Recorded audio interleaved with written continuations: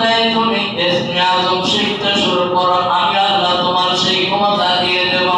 বিসমিল্লাহ এমন কোন বিসমিল্লাহ ছাড়া কোনো কর্ম চলে না। কি কর্ম চলে? কথা কয় না চলে? যারা আল্লাহওয়ালা ঈমানদার, যারা আল্লাহকে ভালোবাসে, মহব্বত করে, ইয়া আইয়ুহাল্লাযীনা আমানু তাকুল্লাহ, আল্লাহ তাআলা বলেন ঈমানদার বান্দা ও আমার বিশ্বাসী বান্দা বান্দীগণ, যতক্ষণ পর্যন্ত তোমরা পরিপূর্ণ মুসলমান হতে পারবে না, ততক্ষণ পর্যন্ত ওই মরণের সাথে বাদ দিও না। মরণের সাথে বাদ দিতে হলে আমাদের কি করতে হবে? পরিষ্কার হতে হবে, পরিষ্কার আমল শিখতে হবে। আমলের সর্বপ্রথম শুরুতে আপনি চলে যান বিসমিল্লাহির রহমানির রহিম। মনে আছে নি? ওই যে সদাগর এইবার বাণিজ্যের কাফেলাতে ফিরে চলে আসলেন, দেশে চলে আসলেন। আসার পরে এইবার বাসার মধ্যে গিয়া পরিবারকে নিয়ে বসে মশওয়ারা করে সিদ্ধান্ত নিলেন, মায়না কিনলাম 1000 টাকা দিয়া, আর মায়নার জন্য সোনার কাঁচা তৈরি করতে গেল অনেক টাকা। ওই 1000 টাকা মায়না সোনার কাঁচা তৈরি করলাম, তার মধ্যে ভর্তি করলাম। একদিকে মায়না চিন্তা করলেন, আল্লাহ আমি যখন শিকারির কাছে ছিলাম, বাঁশের কাঁচার মধ্যে ছিলাম, ওইটা একদিন পচে যাইত, আর কারণ কোনে একদিন কেউ হয়ে যাইত, ওই জায়গা থেকে আমি একদিন বারবার পারতাম।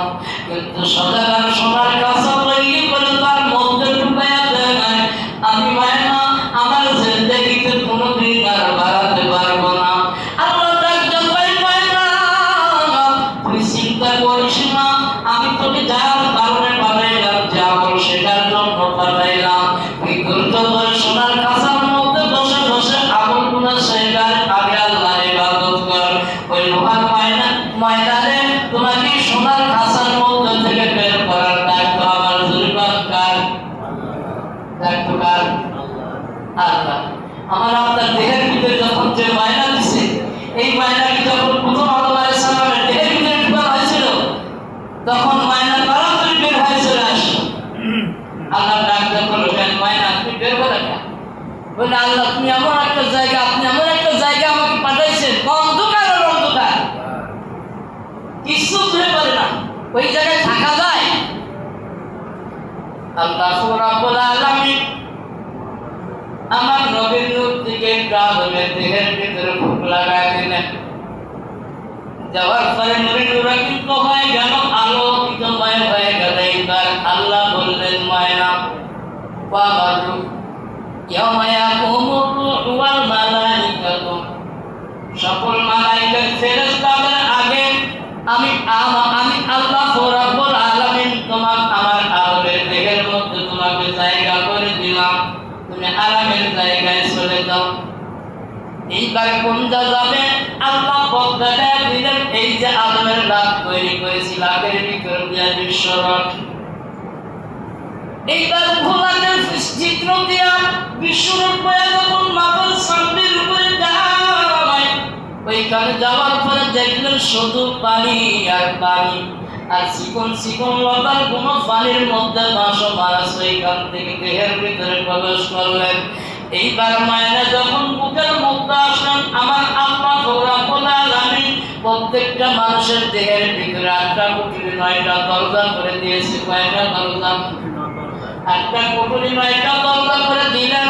আমার আল্লাহ ওই যে রূহকে একটা দরজার মধ্যে আবদ্ধ করে দিলেন, যেটা প্রথম গেল ওই দিকে যাব না।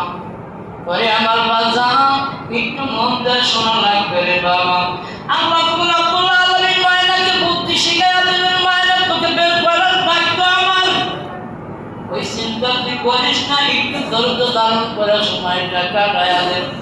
এইবার মায়নার জন্য একটা কারি রাখা হইল, আর মায়নার জন্য বাংলায় একটা শিক্ষক সদাগর রেখে দিলেন। সকালবেলা মায়নার জন্য কারি কোরআন শিখায়, আর বিকালবেলা মায়নার জন্য একটা বাংলা সাবজেক্টের মাস্টার এসে বাংলা শিখায়।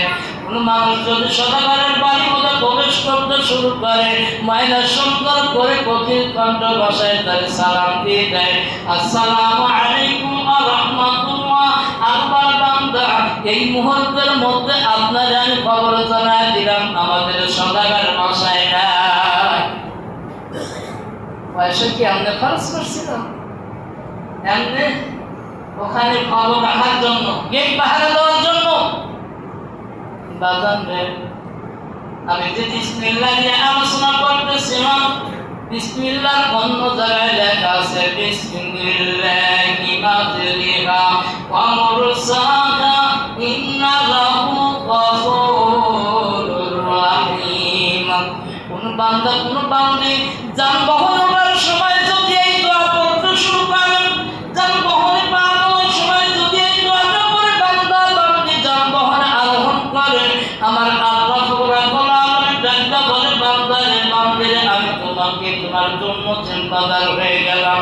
শুধু তাই নেই, যতক্ষণ পর্যন্ত তোমার গন্তব্যস্থলে পৌঁছাতে না পারবো, এতক্ষণ পর্যন্ত তোমার উপরে কোনো মুসিবত আমি আল্লাহ চাপাবো না। জোরে পান না।